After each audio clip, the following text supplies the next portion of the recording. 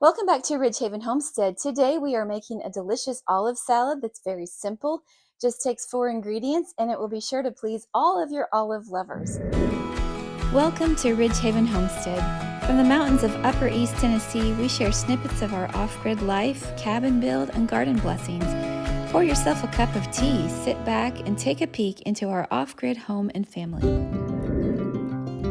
Hi friends, welcome back to my off-grid kitchen. It is the week of Thanksgiving, and this week, instead of doing a stock-up haul, we are going to do 2 recipes. So this first recipe is so simple and easy, people will think that you are slaving in the kitchen, but it hardly takes anything. It just takes 4 ingredients and a knife and a bowl and spoon, and you can whip up a delicious olive salad that is really good for Thanksgiving or Christmas or any day of the week. So let's get started. Okay guys, this is the simplest olive salad recipe, and if you haven't had an olive salad, it's really satisfying.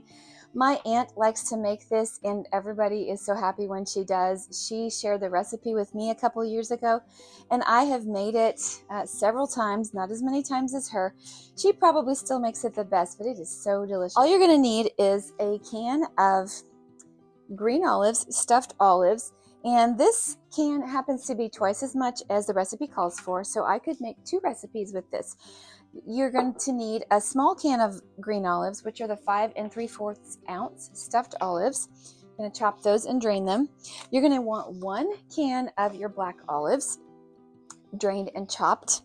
You're going to want 2 sticks of celery, 2 ribs of celery, chopped fine. And this is about 3 or 4, so I'm going to use what we need out of this bag. And then you're going to need 2 cloves of minced garlic raw. If you want, you can also use this kind of garlic that's already chopped. That's the easiest way. So that's what I'm going to be doing today, just for the sake of this video. And you're going to want 2 tablespoons of whatever kind of oil you like. I prefer olive oil, because of course you want to have olive oil in your olive salad recipe.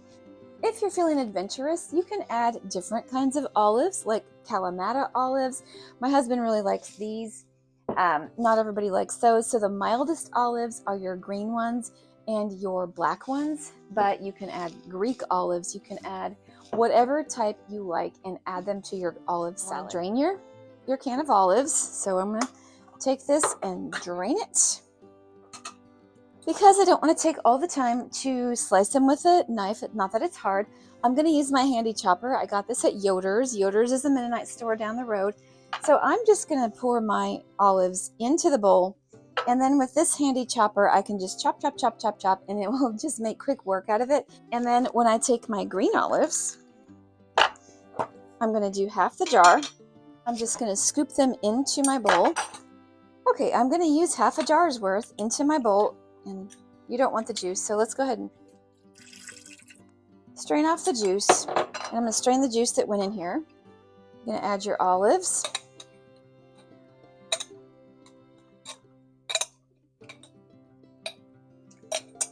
And that was half the jar. I did use half the jar. I'm going to hold off on the Kalamata olives because not everybody likes those. I am going to add some of this garlic. Apparently this has not been opened yet. This is naturally salty, so you don't have to add any extra salt. Usually it's like 1/4 teaspoon is a clove of garlic, but you know what? You can't have too much garlic. So I'm going to be generous with my garlic, and you have the leeway to do that. You want to add a little bit less, you can. And then we're going to do 2 tablespoons of olive oil. And so let's just add that.